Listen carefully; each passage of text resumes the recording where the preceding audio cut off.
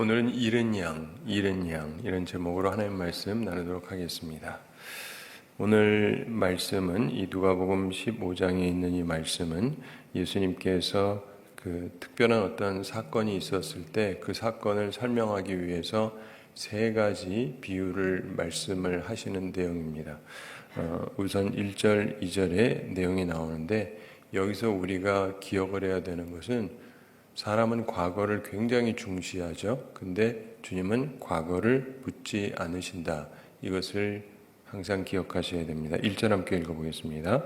모든 세리와 죄인들이 말씀을 들으러 가까이 나오니. 아멘. 자, 이건 놀라운 일입니다. 왜냐하면요, 세리와 죄인들은 본래 말씀을 싫어하는 사람들입니다. 이해가 되세요? 예. 교회에 제가 설교하는데 말씀을 들으러 사람들이 왔는데 말씀 그럼 싫어하는 사람들이 쫙 몰렸다. 이건 굉장히 특별한 일이에요. 단지 우리는 이 이야기를 항상 들으니까 그런가 보다 하는데 이 그런가 보다 할 얘기가 아니에요. 이해가 되십니까? 말씀 싫어하는 사람들이에요. 그러니까 세리로 살고 죄인으로 사는 거죠. 죄인들이 무슨 말씀을 좋아합니까? 안 좋아하죠. 그런데 이 사람들이 말씀을 듣지도 않고 행하지도 않는 사람들인데 그런데 그들이 말씀을 들으러 가까이 나왔다. 특이한 일이에요. 놀라운 일입니다. 과거가 아니라 오늘이 중요합니다. 과거는 과거일 뿐입니다. 예수님은 이들이 오는 것을 거절하지 않으셨습니다. 예수님의 평가는 과거가 아닙니다. 바로 오늘, 지금을 평가하십니다. 사람은 과거로 평가하죠. 그러나 주님은 현재로 평가합니다. 항상 기억하셔야 돼요. 사람은 맨날 그러죠. 과거로 자꾸 사람을 평가하는데 주님은 아니에요. 현재로 평가하십니다. 주님은 현재로 평가하신다니까요. 지금 어떻게 하느냐가 중요한 거예요. 자, 그러면서 2절 함께 읽어보겠습니다. 바리새인과 서기관들이 수군거려 이르되 이 사람이 죄인을 영접하고 음식을 같이 먹는다 하더라. 아멘. 바리새인과 서기관들이 수군거려 이런 말씀이 나오죠. 역시 과거를 문제 삼고 있습니다. 그래서 수군거리는 겁니다. 사람들은 자꾸 과거를 들춥니다. 과거가 있는 사람을 영접하고 함께 식사하는 예수님을 보면서 수군거려 비난하는 것입니다. 이 사람이 죄인을 영접하고 음식을 같이 먹는다. 이렇게 비난을 합니다. 예수님은 과거를 묻지 않고 오늘을 중시하십니다. 누구든지 말씀을 들으러 가까이 오면 영접하셨습니다. 그리고 함께 음식을 드셨습니다. 교제하고 친구가 되어 주셨습니다. 오늘 말씀이 우리에게 가르쳐주는 중요한 교훈이 있는데 과거의 말씀을 잘 들었던 것이 조금 더 중요한 게 아닙니다. 오늘 누가 주님 말씀을 들으려고 하느냐, 이게 중요한 것입니다. 자, 그러면서 예수님께서 비유로 말씀하십니다. 알아들을 사람은 알아듣고 반대자는 화가 덜 나는 방식이 비유거든요. 그래서 오늘 그 비유 중에 첫 번째 비유를 말씀합니다. 3절 함께 읽어보겠습니다. 예수께서 그들에게 이 비유로 이르시되 아멘. 유명한 잃어버린 양의 비유를 말씀하십니다. 누가 양인가? 과거의 말씀을 잘 들었던 사람인가? 오늘 지금 주의 말씀을 듣는 사람이 양입니다. 과거에는 말씀의 귀를 기울이지 않았지만 지금은 말씀을 사랑하고 말씀을 들으러 가까이 오는 사람, 이런 사람을 예수님께서 잃어버린 양이라고 규정하시는 것입니다. 1, 2절 사건을 설명하기 위해서 우선 예수님께서 유명한 잃어버린 양의 비유를 말씀하십니다. 자, 그러면서 잃은 양의 비유 4절부터 7절에서 말씀합니다. 4절 함께 읽어보겠습니다. 너희 중에 어떤 사람이 양 100마리가 있는데 그 중에 하나를 잃으면 99마리를 들에 두고 그 잃은 것을 찾아내기까지 찾아다니지 아니하겠느냐. 아멘.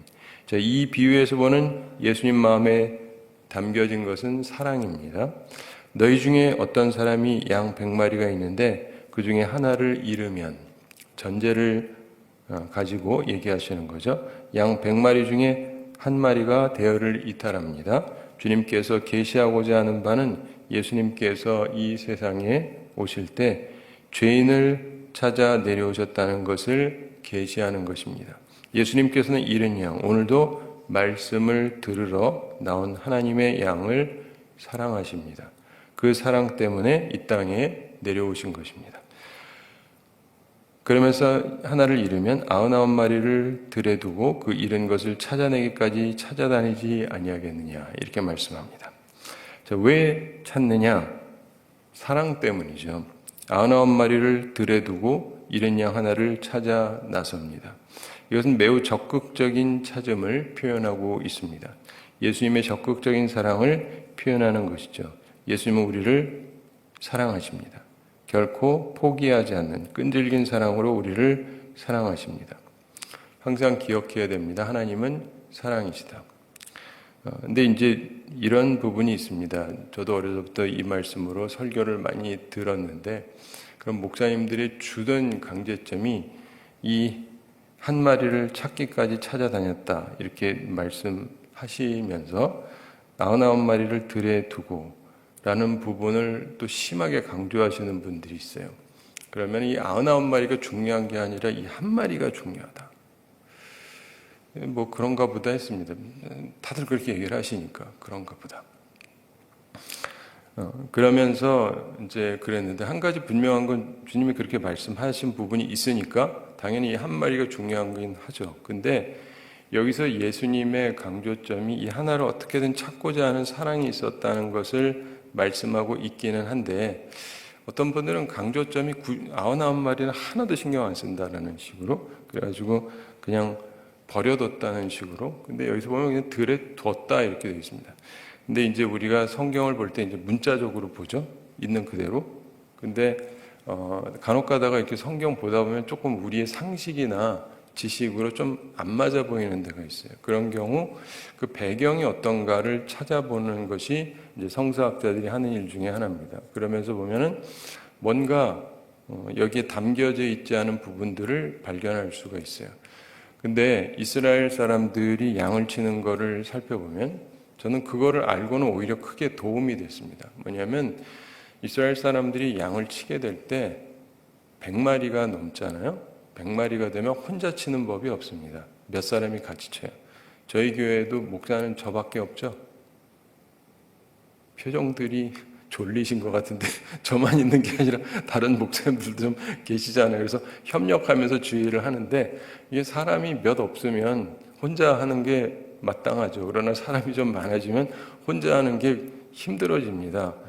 돌봄이 불가능해져요. 그래서 어떤 사람은 이 큰 교회 목사님들은 말이야 교인들한테 관심 없다는데, 관심 없는 게 아니고 사람이 많기 때문에, 여러분 애 키워보셔서 아실지 모르겠는데 애를 최소한 2 이상 키워보신 분은 압니다. 애가 하나일 때는요 너무 소중해요. 너무 소중해. 둘이 되는 순간 약간 기분이 달라집니다. 그래서 보통 보면 사람들이 처음 애를 낳았을 때는요 누가 막 안겠다 그래도 막 싫어하고 그래요. 내 애기가 너무 소중해가지고. 둘째 애가 되면요 데려가라 그래요. 애 보는 게 힘드니까. 내 자식이라는 소중함이 있긴 하지만, 근데 애가 이렇게 많아지잖아요. 거의 방목하듯이 키우시는 분들이 많아요. 너무 많아가지고 내 자식이지만 어떻게 할 수가 없으니까. 그래서 교우들도 마찬가지죠. 사람이 몇 없을 땐 너무너무 소중하긴 한데, 근데 이게 사람이 많아지다 보면 어쩔 수가 없어요. 그 협력이 필요하죠. 양도 마찬가지입니다. 그래서 우리가 이 말씀을 보게 될 때 기억해야 되는 것은 목자가 한 명이었다가 아니라는 거예요. 근데 우리나라 사람들은 우리가 목양을 안 하지 않습니까? 그러니까 별 감이 없는데 이스라엘 사람들이 이 얘기를 딱 들으면 금방 아는 거예요. 이해가 되세요? 혼자가 아니라는 걸. 이해가 되시죠? 그래서 두긴 두는데 그 이야기는 말 그대로 방치해가지고 얘들이 뭐 어디로 도망가든 혹은 뭐 누가 와서 도둑질해 가든 뭐 신경 하나도 안 쓰고 이 한 마리만을 보고 갔다라고 우리는 해석하는데, 그거는 상황적으로 맞는 얘기가 아닙니다. 그래서 이쪽이 돌보는 거예요.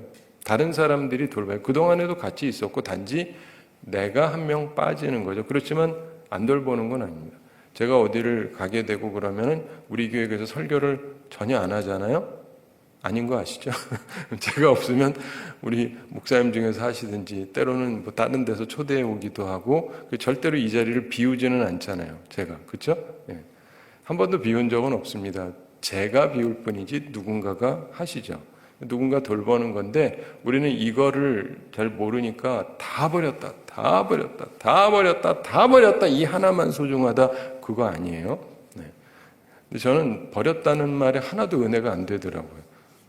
근데 왜 99마리를 버려뒀냐? 그러니까 그 버려뒀다가 아니고 그냥 두었다는 게 두었다, 버렸다 이게 아니고 그리고 돌보는 사람이 있는 거예요. 단지 이 하나를 적극적으로 찾기 위해서 간 거죠. 그래서 이것에 대해서도 균형적으로 생각을 하면 도움이 되는 것 같아요. 그러나 어쨌든 그 정도까지 모르고 누가 설교하거나 그래도 그걸 비판적으로 보진 마시고 그냥 보이는 대로 아셔서 그냥 얘기하는 거니까 그런가 보다 하시는데 단지 저한테 들은 거를 염두에 두고 보시면 조금 더 치우치지 않고 생각하실 수가 있습니다. 근데 5절 함께 읽어보겠습니다. 또 찾아낸 즉 즐거워 어깨에 메고. 아멘. 양을 찾느라고 시간이 걸리겠죠? 그리고 육체적으로 지칠 테고 그 양을 그냥 몰고 와야 정상이죠. 양이 걸어 다니잖아요. 그럼 되는데 여기서 설명하기를 찾아낸 즉 즐거워서 어깨에 맸다 이런 표현이 나옵니다. 어깨 위로 올려서 목 뒤에 얹고 네 발로 이렇게 붙잡고 네 발을 붙잡고 온다 이런 이야기인데 왜 무겁게 어깨에 태웁니까? 사랑 때문에 그러는 거죠. 저희 집에 이 버려진 고양이를 제 아내가 데려와서 키우자 그래가지고 키우는 걸 허용을 했는데 조그만 어떤 고양이가 있는데 고양이를 제 아내가 자꾸만 이렇게 안고 업고 막 이러려고 그래요. 왜요? 좋으니까 그러죠. 좋으니까. 근데 여러분 내가 찾느라고 힘들어 죽겠는데 이 양 때문에 근데 찾아가지고 아이씨 어디를 가고 그래 이렇게 하는 게 아니고 너무 좋아가지고 이렇게 어깨에다 메고 얘는 편안하게 와라 이거죠. 그리고 나는 얘를 또 짊어지고 왜요? 즐거움 때문에. 이거를 예수님께서 설명하고 있습니다. 하나님은 참으로 우리를 사랑하신다는 거죠. 예수님이 우리를 참으로 사랑하신다. 6절 함께 읽어보겠습니다. 집에 와서 그 벗과 이웃을 불러 모으고 말하되 나와 함께 즐기자. 나의 잃은 양을 찾아내었노라 하리라. 아멘. 집에 와서 이렇게 얘기합니다. 자, 양을 메고 어디로 간다고요? 집으로. 근데 여러분 양은 우리로 가야 돼요. 근데 이런 양을 찾아서 우리로 데려가지 않고 분명히 자기 집으로 데려왔다는 표현을 주님이 하고 계십니다. 이것은 잃은 양을 찾은 즐거움이 그렇게 크다는 거예요. 우리가 예전에는 주로 이제 동물을 키우면 다 바깥에서 키웠는데 요즘은 안에서 많이 키우죠. 그 이유 중에 하나가 사실은 옛날에는 다들 땅도 싸고 집도 싸고 그래가지고 뜰이 있었는데 요즘에 뜰이 없어서도 그렇기도 하고 또 하나는 소중하게 여기서 그러는 분들도 있는 것 같은데 하여간 여기서 보면 이 표현 자체는 기본적으로 방황하던 죄인들이 돌아올 때 주님이 그토록 기뻐하신다는 것입니다. 왜 그러냐? 사랑 때문에 그런 것이죠. 하나님께서는 예수님께서는 우리 죄인을 오늘도 주의 말씀을 듣기 위해서 온 우리 죄인들을 이토록 사랑하신다는 것이죠. 주님의 마음은 그렇다는 거예요. 이 세리들 그리고 죄인들 이런 사람들을 다른 사람들이 볼 때는 굉장히 기분 나쁘게 보거든요. 원래 말씀 좋아하지도 않고 잘 듣지도 않고 지들 멋대로 사는 사람들이니까 그러니까 세리요 죄인들이잖아요. 돈밖에 모르고 이런저런 죄를 짓고 그런데 주님은 이런 사람들이라 할지라도 주의 말씀을 듣겠다고 온 것 자체가 굉장히 기분이 좋으시다는 거예요. 근데 소위 자기가 믿음 좋다라고 생각하는 바리새인과 서기관들은 수근수근 거리는 거예요. 왜 저런 인간들을 여기에 두느냐. 그러나 주님께서는 나는 너희하고 다르다는 거예요.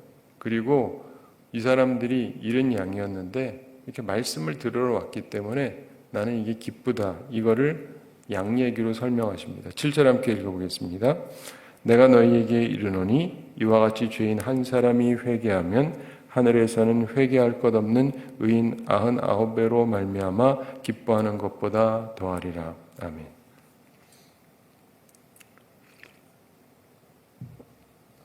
내가 너희에게 이르노니 주님께서 말씀하고자 하시는 바가 이와 같이 죄인 한 사람이 회개하면 현재 보이는 변화를 얘기하죠. 이 누가복음은요, 회개에 대한 말씀을 처음부터 끝까지 계속합니다. 마지막에도 회개의 복음이라고 표현하고 있거든요. 그래서 이 회개의 중요성을 계속 말씀하고 있습니다.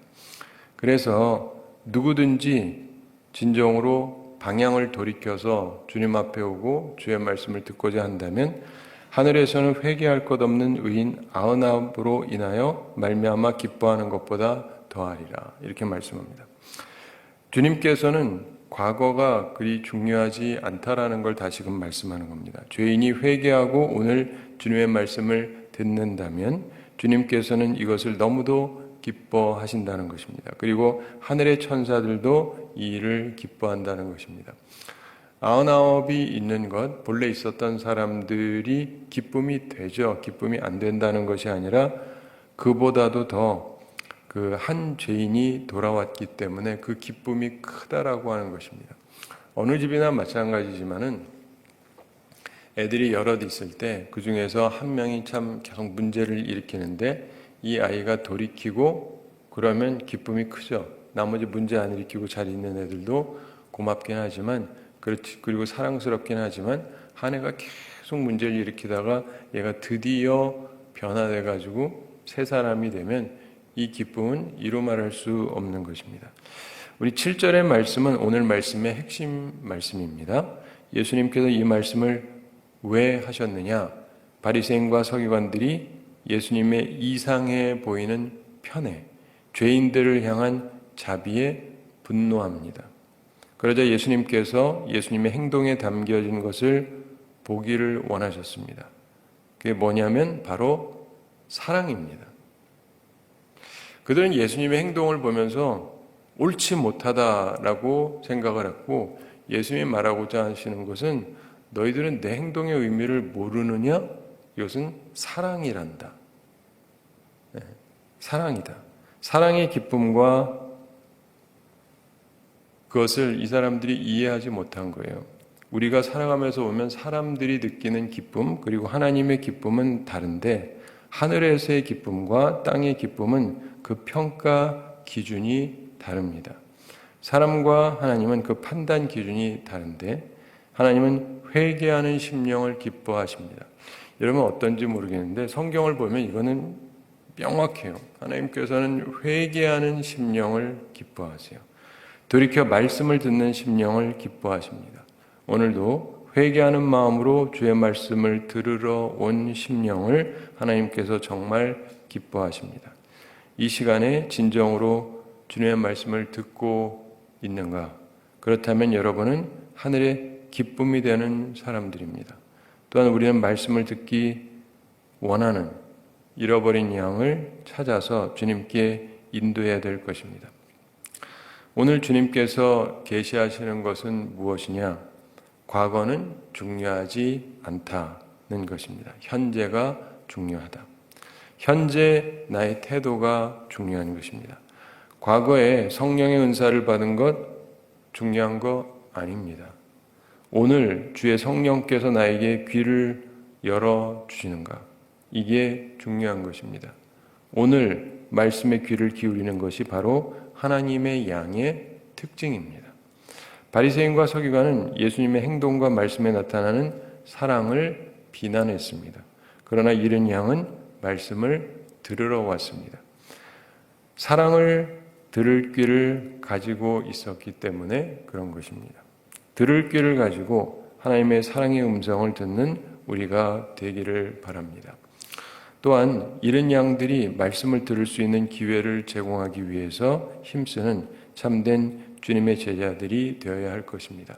사랑하는 성도 여러분, 이 말씀 속에서 이제 우리가 앞으로도 또 계속 말씀을 보게 되는데 우선 예수님께서 이른 양 얘기를 하십니다. 근데 100마리 중에서 한 마리를 얘기해요. 99대 1.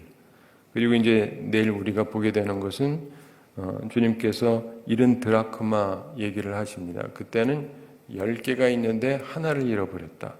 그래서 9대 1. 그리고 그 다음에 유명한 이야기가 우리가 잘 아는 탕자의 이야기입니다. 아들이 둘 있어요. 근데 그 중에 하나가 잃어버린 아들, 그리고 다시 돌아왔다. 자, 우리가 생각을 해보면요. 99대 1, 9대 1, 1대 1. 느낌이 좀 다르죠?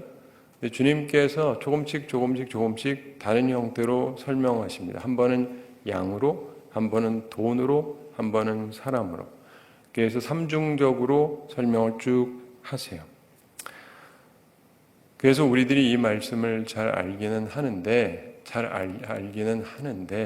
근데 이 말씀을 참으로 제대로 이해하고 있는가는 약간 별개 문제입니다. 어떤 부분은요, 우리가 굉장히 잘 아는데 잘 모르는 것도 있습니다. 제가 예전에 프린스턴에서 공부할 때 우리 그 제임스 로더라고 하는 교수님이 계셨는데 세계적인 분이에요. 교육학에서, 기독교 교육학에서 세계 최고의 학자 중에 한 분이셨는데 이분이 진짜 굉장히 내용이 깊습니다. 그리고 이분은요, 강의 내용을 다 써서 우리한테 줘요. 다 써서 다 줘요. 말 그대로. 근데 얼마나 빽빽하게 많은지 몰라요. 그래가지고 뭐 첫째 시간부터 다 주는데, 근데 그걸 이렇게 보잖아요. 뭐 이렇게 어려운 단어들이 많은지 그 사전을 찾아봐도 없어요. 이 웹스터 사전 이만한 거, 이렇게 많은 거를 가지고 찾으면 웬만한 거 다 나오거든요. 근데 이분 거는요, 없는 단어가 너무 많아요.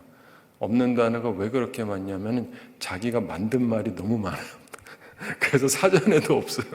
사전에도 없는 말이 너무 많으니까 저만 이해를 못하는 게 아니라 뭐 대부분의 사람들이 잘 이해를 못해요. 그 백인들도 영어가 자기들 말인데도 잘 못 알아듣겠다 그러고 거의 조교들도 잘 못 알아들어요. 박사과정에 있는 사람들도 자기는 이분 책을 7번 봤는데 7번 보니까 요즘 조금 이해가 가려고 한다 뭐 이렇게 얘기할 정도로 생각보다 굉장히 깊은 분인데, 그런데 그분이 이렇게 얘기하면서 이런 얘기를 해요. 프린스턴에서 박사 공부하는 사람들 보면 온갖 답을 다 안다는 거예요. 실제 들어오기가 굉장히 어렵습니다. 그러니까 여기 들어온 사람들 보면은 온갖 답을 다 알고 있대요. 해답을 다 알고 있대요. 제가 예전에 있을 때 보면은 이 신학교를 가게 되면 신학대학원으로 우리들이 다니게 되는데, 옛날에는 대학교 다니고 목사가 됐지만 수십 년 전에 체제가 바뀌어서 대학 가지고는 안 되고 대학원을 해야 돼요. 그래서 석사 과정을 해야 되거든요. 3년 과정을 하고 그 다음에 이제 시험 보고 안수 받고 뭐 이렇게 되는데, 이 3년 과정을 하고 이걸 MDiv라고 합니다.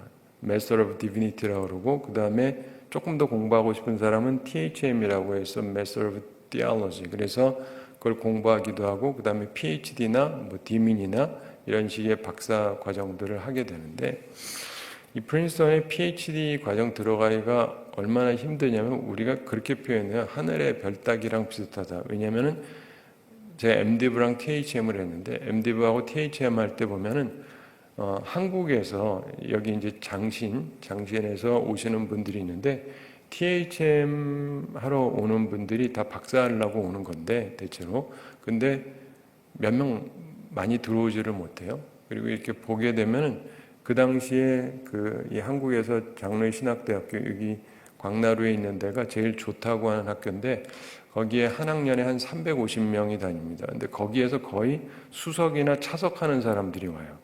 예, 뭐 중간쯤 하는 사람이 오는 사람은 거의 없고 진짜 공부 잘한다는 사람들이 총장 추천서 받고 이렇게 옵니다.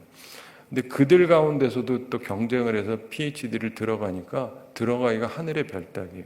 그래서 들어갈 때 보면은 자리가 일단 있어야 돼요. 거기는 무조건 뽑지를 않습니다. 자리가 비어야 뽑아줘요. 근데 어떤 사람은 탁월한데 자리가 없어요. 그러면 못 들어갑니다. 그러니까 어떤 면에서는 꼭 공부 잘하는 것만도 아니고 기회가 주어져야 되기도 하는데, 근데 어쨌든 들어온 사람들이니까 대체로 공부를 잘해요. 많은 걸 압니다. 그래서 그 제임스 로더 교수님이 하는 말이 뭐 한국 사람이든 누구든 굉장히 똑똑하고 답을 다 한대요. 물어보면 모르는 게 없대요. 근데 그러면서 이분이 한마디로 근데 문제점을 지적을 하는데 저는 그게 항상 머리에 꽂혀 있어요. 가슴에도 꽂혀 있고. 근데 그게 뭐냐면 이 사람들은 질문을 이해하고 있지 못하다. 온갖 답을 아는데 질문을 이해하고 있지 못하다. 공부해가지고 이 경우는 이렇게, 이 경우는 저거 다 아는데 그 질문이 왜 나왔는지를 이해하지 못한다는 거예요. 이해가 되세요? 머리만 좋은 거지 이해가 없다는 거예요. 가슴으로. 교우들이 갖고 있는 그 고민거리들, 별거 아닌 것 같고 답은 쉽게 해줄 수 있지만은 각자들이 가지고 있는 그 질문 자체는 굉장히 복잡한 거예요. 그 사람 입장에서는. 근데 그 질문을 이해하고 있지 못하다. 그렇기 때문에 답을 툭툭툭 잘 던지긴 하지만 굉장히 senseless해요. 그러니까 그런 분들이 많아요. 나중에 이제 공부하고 교수가 되고 하는 분들 중에도 보면 할 때 보면 굉장히 무감각한 분들이 많습니다. 이건 이런 거고 저건 저런 거고 끝. 근데 인생은 그런 게 아니잖아요. 인생 사시면서 보면은 오늘도 오신 분들 중에 편안한 분도 있고 불편한 분도 있겠죠? 예. 다 편안하면 좋은데 불편하다. 왜 불편해요? 그냥 기도하고 믿음으로 사세요. 끝! 그럼 되죠? 무슨 말인지 알죠? 정답인지는 몰라도 그 사람이 갖고 있는 그 상황은 그냥 그런 식으로 말해가지고 끝날 일은 아니잖아요. 근데 너무나 많은 사람들이요, 정답 해가지고 답은 갖고 있는데 그렇게 접근할 일이 아니에요. 그래서 저는 우리 특별히 장로교에서 갖고 있는 것 중에 하나가 하나님의 섭리에 대한 부분인데, 제가 교우들에게 때때로 얘기하는데 우리 장로교에서 하나님의 섭리를 믿습니다. 하나님의 큰 계획을 믿죠. 그래서 이 답을 다 알아요. 교회 오래 다닌 분들은. 근데 이 하나님의 섭리라는 이 답변을 아무렇게나 쉽게 하면요, 여러분은 진짜 나쁜 놈이 돼요. 그건 목사든 장로든 권사든 진짜 나쁜 인간이 돼요. 이게 내 고백일 때는 최고의 답이에요. 제가 어려움을 겪고 있다. 어머니도 돌아가시고 뭐 어떤 일을 겪고 뭐 애들도 힘들고 뭐가 그러고, 그런데 거기에서 내가 하는 고백이 다 하나님의 섭리가 있다고 믿습니다. 하는 건 좋아요. 근데 여러분이 힘든데 목사가 다 섭리가 있어요. 기분 나빠하지 말고 다 하나님의 섭리가 있다니까. 이렇게 얘기하면요, 이거는 센슬레스한 거예요. 그 사람의 고통에 대한 아무 느낌이 없는 거예요. 그렇게 하면 안 돼요. 그러니까 여러분도 장로교인으로서 우리가 아는 어떤 생각을 아무렇게나 집어던지지 마세요. 그런 사람들은 진짜 나쁜 인간이 돼요. 우리 장로교의 신앙 고백이나 하는 말은요, 고백적인 말이 돼야지 가르치려는 말이 되면 안 돼요. 논점으로 하면 안 돼요. 그래서 장로교의 논점을 가지고 하는 사람들 보면 진짜 나쁜 놈들이 많아요. 왜냐하면 상대방에 대한 아무런 느낌이 없는 거예요. 근데 예수님은 그렇게 하신 적이 없어요. 센스가 없으면 안 돼요, 사람이. 예수님은 이 사람들의 아픔을 아시는 거잖아요. 근데 딴 사람들의 문제가 뭐예요? 상관없어요. 당신들이 어쨌든 그동안 돈 버느라고 그래 왔으니까 너희들은 나쁜 놈들이고, 죄인이라고 하는 것도 무슨 죄인인지 모르잖아요. 수많은 죄가 있겠죠. 너희들은 죄인이니까 여기 올 만한 사람들이 아니다. 그리고 당신은 저런 사람하고 가까이 할 일이 아니다라고 생각을 하죠. 왜요? 센슬레스 하니까. 그 사람들이 그렇게 살았던 데에는 그만한 어떤 이유들이 있는 것인데 거기에 대해서 조금도 아무 감각이 없는 거예요. 그러나 주님께서는 모든 것을 아실 뿐더러 우리들을 사랑하시기 때문에 그 사람이 잘못되어 있는 부분을 보면서 안타깝게 여기시는 거고, 우리가 그거를 갖고 있어야 주님의 제자지, 아니면 우리 다 바리새인들이에요. 예수님의 심정을 품지 않으면 우리는 전부 다 나쁜 바리새인들이 된다고요. 특별히 신앙생활 열심히 하는 사람들. 신앙생활 열심히 하는 것 자체가 나쁜 것은 아닌데, 주님의 그 마음을 알지 못하면 만사를, 나는 답을 다 안다, 이게 답이다, 맞죠? 그런데 그렇게 하는 사람들이 참 사람들의 마음을 상하게 한다니까요. 이 바리새인과 서기관들이 하던 게 그거예요. 사람들의 마음을 다 상하게 만드는 거예요. 그런데 예수님은 그 상한 마음을 고치셨잖아요. 여러분도 주님 앞에 오셔서 고침을 받으시고 또 사람들도 고쳐주시는 분들이 되어야 돼요. 그러려고 한다면 내 생각을 바꿔야 돼요. 제일 큰 틀, 다시 말씀드립니다. 과거를 보지 말고 현재를 보셔야 돼요. 사람들은 끊임없이 과거를 보고 과거를 캐고 그래요. 저는 간혹 가다 보면 어떤 사람이 갑자기 문제가 됐어요. 지금 이게 요즘 일인가 보다 했더니 그게 아니라 10년 전 얘기예요. 10년 전에 이 사람이 무슨 잘못을 했대요. 그건 물론 잘못은 잘못이죠. 하긴 했으니까. 근데 10년 전 얘기를 왜 지금 꺼내요? 왜냐면 이 사람을 죽이려고. 인기가 있으니까 이 사람을 죽이려고 10년 전에 이런 일을 했다. 갑질을 했다. 물론 잘한 건 아니죠. 10년 전이고 지금은 아니에요. 바뀌었고. 근데 상관이 없어요. 그리고 시점 없이 얘기를 하고 사람들도 시점 없이 듣고 시점 없이 얘기하니까 죽일 놈. 저런 인간이 말이야. 이래요. 그래서 우리나라는요. 사람 죽이는 게 순식간이에요. 띄우는 것도 마음대로 막 띄우고 사람 죽일 때 보면 완전히 이런 나쁜 놈이 없는 거예요. 나는 도대체 왜 그러는지 이해가 안 갑니다. 뭐 가긴 가죠. 죄인이라서 그런 거죠. 그리고 판단력이 굉장히 없는 거예요. 그리고 특별히 크리스찬들은 그러시면 안 돼요. 세상 사람들은 그렇다 치고 우리는 그러면 안 돼요. 판단력이 명확해야죠. 시점이 언제인지를 생각해야 되잖아요. 지금 이상한 짓을 한 거랑 10년 전에 한 거랑은 동일하지 않습니다. 물론 10년 전에 한 거에 대해서도 자기가 잘못했다고 느껴야 되죠. 근데 이 사람이 잘못했다 그러는데도 소용이 없어요. 이건 굉장히 문제가 심각한 거예요. 내가 과거에 잘못했고 그리고 내가 진짜 미안하다라고 느끼고 바뀌었단 말이에요. 그래도 소용이 없다면 우리 중에 여기 앉아있을 사람이 누가 있습니까? 다 나가야지. 여러분 중에 여러분의 과거를 다 털어가지고 그게 여러분이 아무리 용서를 빌었다 할지라도 용서 안 된다. 그럼 여기 앉아있을 사람 누가 있냐고. 다 나가야지. 그렇지 않습니까? 근데 믿는다는 사람들이 그러면 안 되잖아요. 세상 사람들은 주님의 사랑을 모르니까 그렇다 치고 우리는 아니거든요. 그러므로 이 시대를 살아가면서도 우리의 마음속에서는 그 주님의 마음을 갖고 있어야 돼요. 주님의 말씀을 들으려고 오는 사람들, 현재 주님을 따라오려는 사람들, 이들을 품어주는 마음이 우리 속에 있어야 됩니다. 안 그러면 여러분은 다 바리새인들이고 주님께서는 그들을 향해서 뭐라고 얘기하냐면 이 독사의 자식들아, 독사의 자식들아, 독사의 자식들아. 뱀의 자식도 아니고 독을 품은 독사의 자식이라고 얘기합니다. 왜냐하면 하는 것마다 사람들을 물어서 죽이니까, 말마다 사람을 죽이니까. 그러면 안 됩니다. 사랑하는 성도 여러분, 주님의 이 말씀을 기억하면서 오늘도 이른 양의 비유를 생각하면서 주님께서는 내가 주의 말씀을 들으면 항상 품어주신다는 것을 기억하고 과거에 너무 집착하지 마세요. 그리고 또 동시에 사람을 바라볼 때에도 이 생각을 하셔야 돼요. 과거에 자꾸 매이지 마시고 그 사람의 현재가 어떠냐를 보세요. 그리고 온전하게 품어주며 살아갈 수 있는 우리 모두가 되기를 바랍니다. 우리 함께 기도하겠습니다. 사랑의 하나님 아버지, 우리를 사랑하시고 오늘도 저희에게 귀한 말씀 주심을 감사드립니다. 오늘 이른 양의 비유를 말씀해 주셨는데 하나님께서 주신 말씀 우리의 마음에 새기고 저희들이 지혜롭게 생각하는 사람들 되게 하여 주시옵소서.